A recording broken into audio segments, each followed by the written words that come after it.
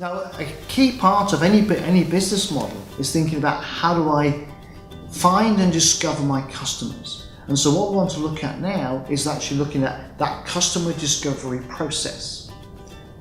And that discovery process is very important because that's the most cost-effective way to manage change, is to create change. And talking about being a game changer is not to being a follower, but actually being a leader to creating that change. And so one of the things we talk about is being a market maker, not a market taker. Because if you're a market maker, you have more control over the process. And if you're a market taker, you're always typically driven by price. And a lot of that aspect links back to the sales process and the journey. And you have to go back to being customer focused and say, okay, where does the journey start from for the customer? Not from your point of view, but actually as a business, but actually from the customer's perspective. And therefore, one of the tools we look at is this sales journey. And we work through the different aspects of that, moving them from a kind of,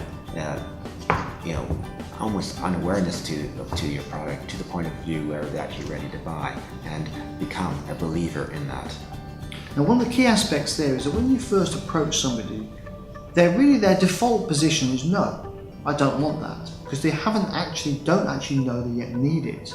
So one of the things that Steve Jobs always talked about when he developed his new products in terms of the iPod was actually identifying some of the needs the customer has, or the things they wanted to fulfill which they couldn't by their existing products. And so it's a process of actually identifying what is the customer looking for, and how does my product achieve that, and convincing them or taking them on a journey which convinces them that product is the most effective for that customer base.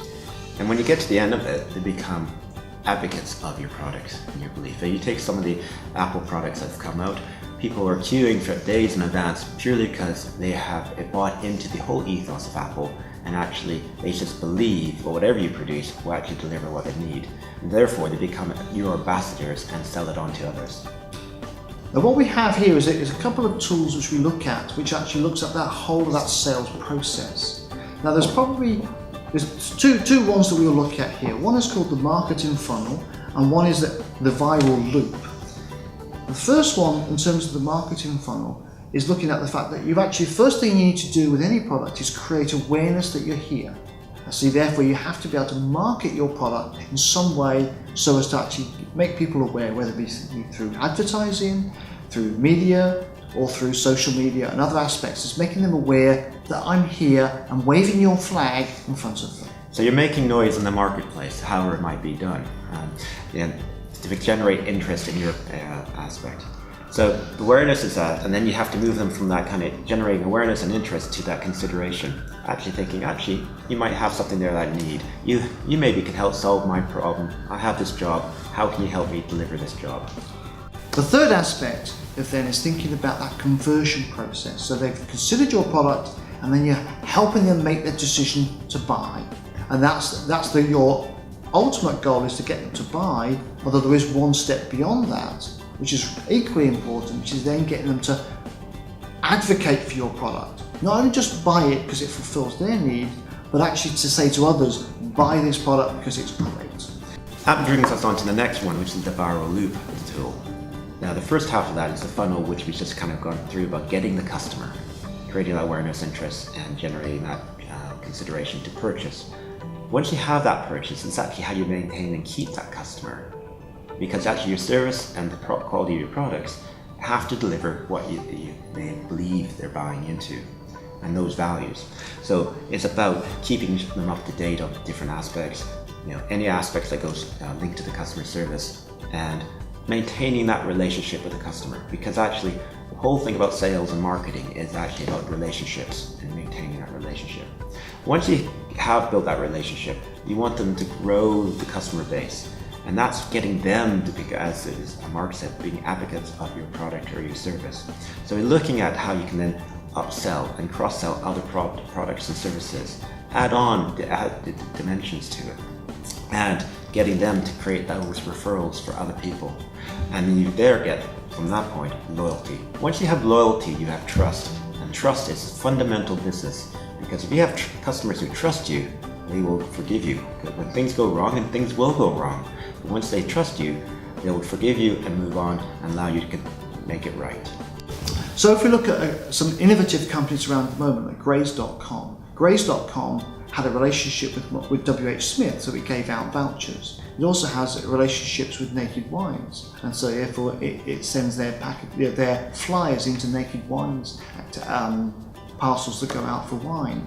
And so the important thing there is actually thinking about, my customer buys this, what else do I connect myself to so as to achieve those cross sales, references and bundling of services to grow your customer base further.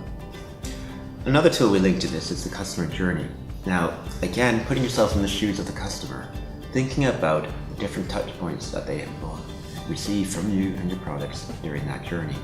Now, there's obviously the pre-service period, things there that coming back to that funnel, where they create awareness and understand and touch points. So it may be through advertising and public relations, it may be through social media, it's just word of mouth, or previous experiences. All those touch points in the past are the kind of linking to that customer journey.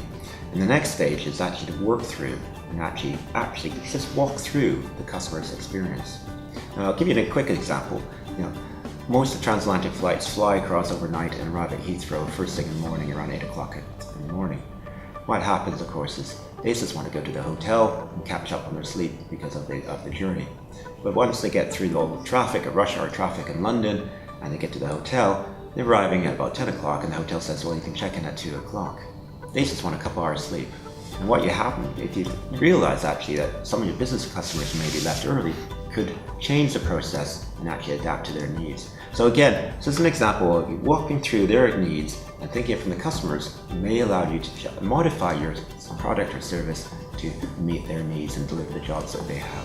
And so now you can go online and you can find a day rate for hotels. So some hotels are letting their rooms out between 10 and 4 o'clock for the exact specific purpose for those business travelers that are wanting to put their head down for a few hours having arrived in the city. And that's a brokerage type service which actually allows you to find those things online. And the important aspect of all of this is thinking about the customer's journey in 3 different segments. One is pre, during and afterwards. And obviously that's the bit that creates that customer experience which we're looking to generate.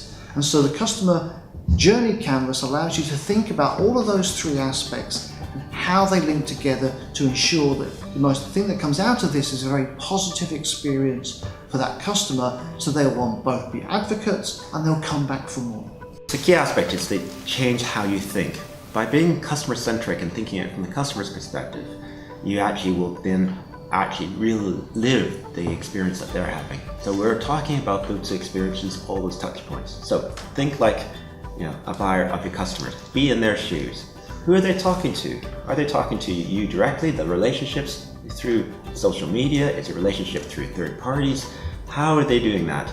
Are they delivering, if it's through third parties, are they delivering the message that you want? Are they living and breathing your values, or actually are they contrary to your values? And finally, asking them, what do you want them to do? So those 3 steps is how you need to think about it from the customer's perspective. And the key thing there about looking at what you want them to do is making that experience easy for them. And that is why you see a lot of websites these days, when you sign up, it's always sign in with my Facebook account. Because that way you don't have to input all your data again. You're making the life easier for the customer. And that's the key thing about getting to come back and to advocate for your product, is ease of experience.